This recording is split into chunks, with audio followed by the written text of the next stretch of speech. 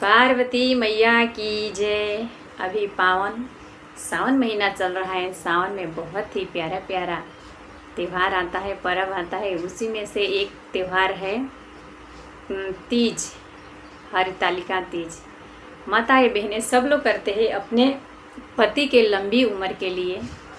तो प्यारा सा तीज का गीत आप लोग सुने और ज़्यादा से ज़्यादा सपोर्ट करिए, शेयर करिए। तो चलिए देर न करते हुए मैं प्यारा सा तीज के गीत सुना रही हूँ। एक औरत अपने पति के लंबी के उम्र के लिए कैसे इस गीत के माध्यम से बोल रही है, आप लोग सुनिए, पूरा सुनिए और आनंद उठाइए और ज़्यादा से ज़्यादा शेयर करिए। पहली बार कैले बानी तीज के बरतिया, बेरी बेरी करी कर जोरिया। पहली बार कैले बानी तीज के बरतिया, बेरी बेरी करी कर जोरिया। हरे भोले बाबा बड़ा भोला मोर संवरिया, लग जाए हमारो उमरिया। हरे भोले बाबा बड़ा भोला मोर संवरिया, लग जाए हमारो उमरिया।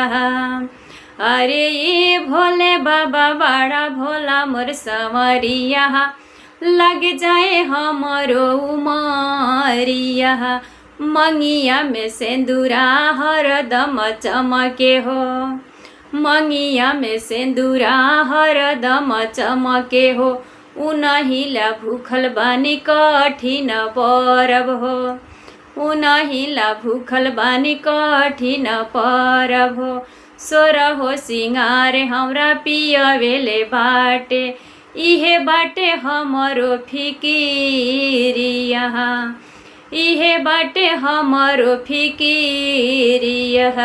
अरे भोले बाबा बड़ा भोला मोर संवरिया, लग जाए हमरो उमरिया। हरे भोले बाबा बड़ा भोला मोर संवरिया, लग जाए हमरो उमरिया। गौरा जी खुश बानी रौरा के पाके हो, गौरा जी खुश बानी रौरा के पाके है। सब लोग फीका लागे हमरा पिया के आगे हो। गौरा जी खुश बाड़ी रौरा के पाके हो। सब लोग फीका लागे हमरा पिया के आगे हो। शुभ शुभ शुभ शुभ जिए सुनीता के जिंदगी, इहे बाटे हमरो गोहरिया। शुभ शुभ जिए सुनीता के जिंदगी हो, शुभ शुभ जिए सुनीता के जिंदगी हो। इहे बाटे हमरो गोहरिया। हरे भोले बाबा बड़ा भोला मोर संवरिया, लग जाए हमरो उमरिया।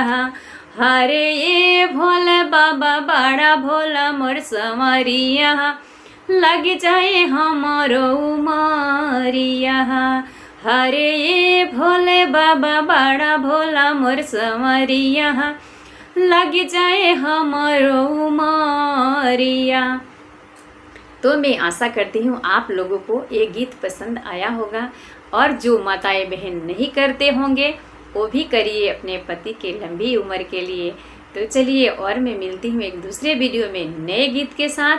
तब तक के लिए हर हर महादेव।